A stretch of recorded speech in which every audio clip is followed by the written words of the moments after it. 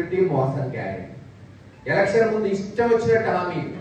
ఆ రోజే చెప్పాడు జగన్మోహన్ రెడ్డి గారు, ఇది అన్ని కానీ హామీలు, ఇవి కుదరవు, మళ్ళీ మోసం చేయబోతున్నాడు చంద్రబాబు నాయుడు గారు.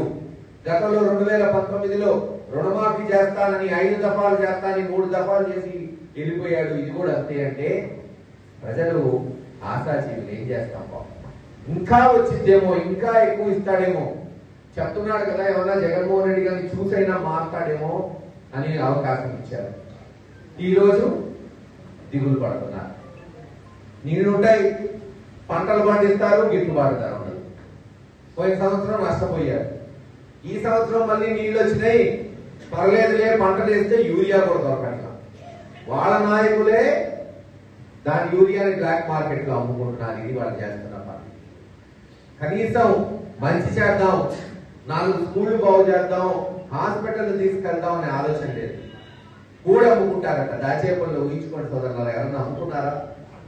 కూడంతా ఒక తెలుగుదేశం నాయకుడు అమ్ముకోవాలంటే కూడా అమ్ముకోవడం ఏంటారు బాబు, ఇదే దరిద్రం అనుకుంటున్నారు.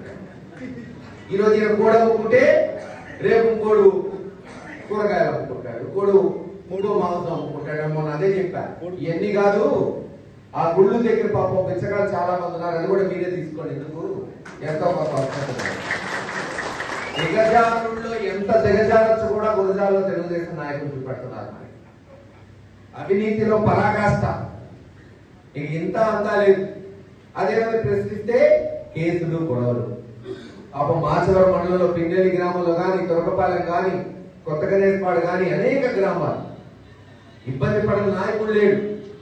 అనేక మంది ఎలక్షన్ రోజు పాపం సింగరయ్య గారు కావచ్చు, లక్ష్మీరెడ్డి కావచ్చు, కొత్తగనేపాడు ఆడవాళ్ళైతే గుడిలో పెట్టి తాళం వేశారు. ఆ రోజు పొద్దున పోయి వాళ్ళు వినిపించుకొని ఇలా తీసుకెళ్లారు. అనేక ఘటనలు.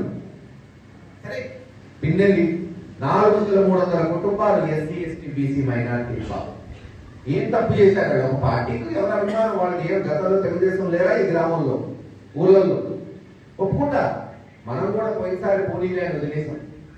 వాళ్ళు కొన్ని గొడవలు చేసినా 14 నుంచి 19 వరకు పోనీలే, ఎవరి కర్మ వాడు పడతాడు, ఆ దేవుడి మీద బారేస్తాం. కానీ మంచికి విలువ లేదు. నేనే చెప్తున్నా, ఈసారి మటుకు తాట తీయకపోతే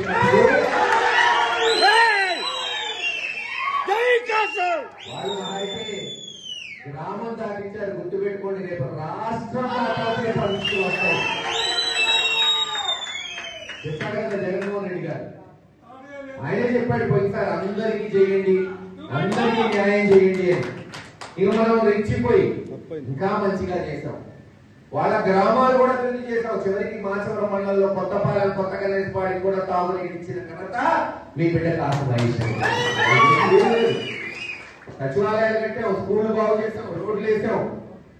వాళ్ళు వీళ్ళు అని చూడాల, ఈ కులం ఆ కులం, ఈ పార్టీ ఆ పార్టీ, ఈ మతం ఆ మతం అని చూడాల. అభివృద్ధి చేయాలి, మంచి చేయాలి. మనకు అవకాశం ఇచ్చాడు దేవుడు అని. సరే, గెలుపోవటం అంటే అలా చాలా చూసాం. అంతకుముందు గెలిచాం, ఈరోజు ఓడిపోయాం, రేపు ఖచ్చితంగా గెలుస్తాం. గెలిచిన తర్వాత మటుకు ఈసారి చుక్కలు చూపెట్టాల్సి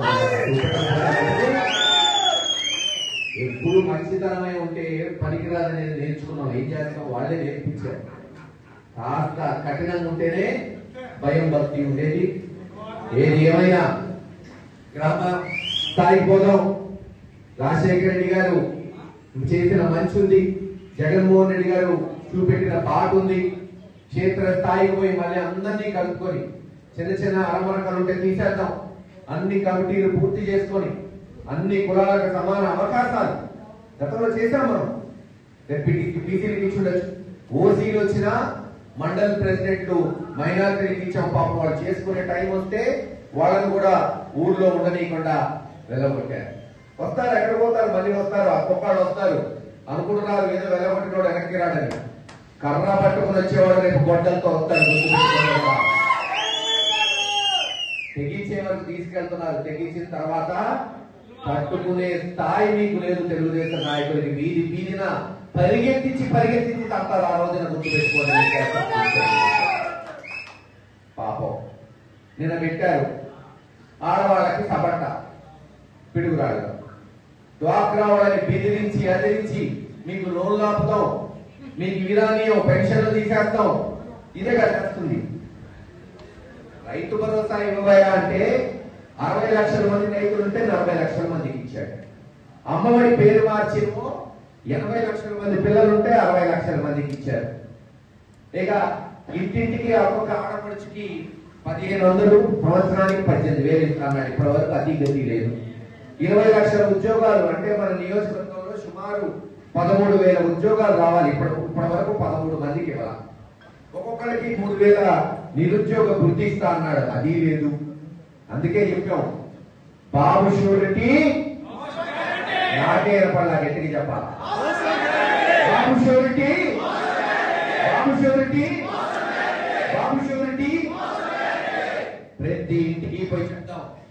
3 ఏళ్ళు ఉంది, ప్రతి వాడకి వస్తా, ప్రతి పల్లెలో మళ్ళీ నిద్రపోతా, ప్రతి ఒక్కరిని మేలుకొల్పి ఒక మంచి ప్రభుత్వాన్ని జగన్మోహన్ రెడ్డి గారి నాయకత్వంలో తీసుకొచ్చే వరకు, ఒక మంచి వాతావరణంలో ఈ ప్రాంతంలో తీసుకొచ్చే వరకు మనం అందరం ప్రయత్నం చేద్దామని తెలియజేసుకుంటూ సెలవు తీసుకుంటున్నాం.